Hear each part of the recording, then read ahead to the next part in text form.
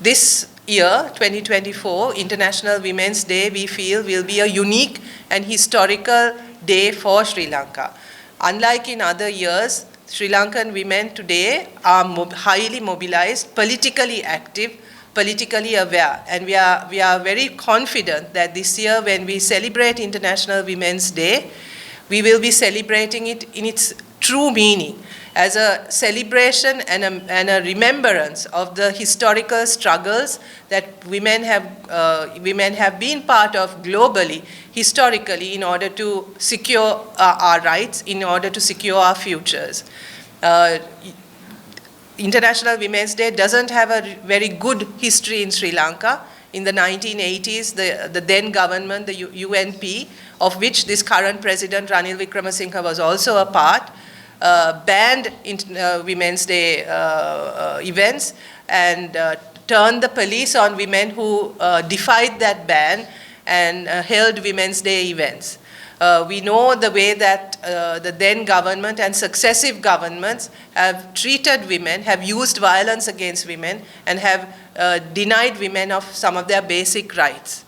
But today, what we are celebrating today and what we intend to celebrate on the 8th of March is a huge increase and a huge awareness among women about the need to be organized, about the need to be politically mobilized.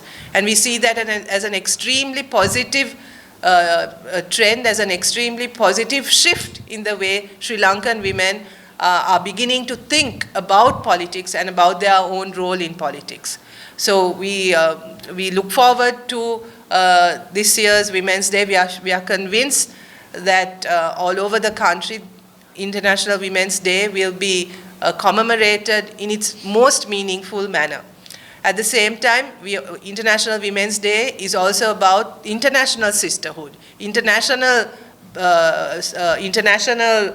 links between women's movements and within the feminist movement. And we cannot let this day pass without thinking about what is going on in Gaza, in the Gaza-Palestine conflict, and what our sisters in that part of the world are undergoing and are suffering at this moment. We call upon the international community to intervene immediately to end this unnecessary and cruel suffering that has been inflicted on people in Palestine, particularly in Gaza, particularly the suffering that is being borne by women and children.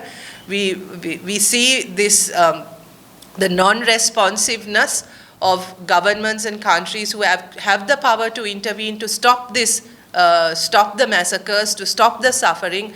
Their reluctance to do so is completely unacceptable. And we call upon all parties to immediately call for a ceasefire to end the humanitarian suffering that is taking place there. And we do that especially on behalf, we make that request, we stand for that, especially in relation to the women and children who are undergoing immense, untold suffering at this point in time. Thank you very much.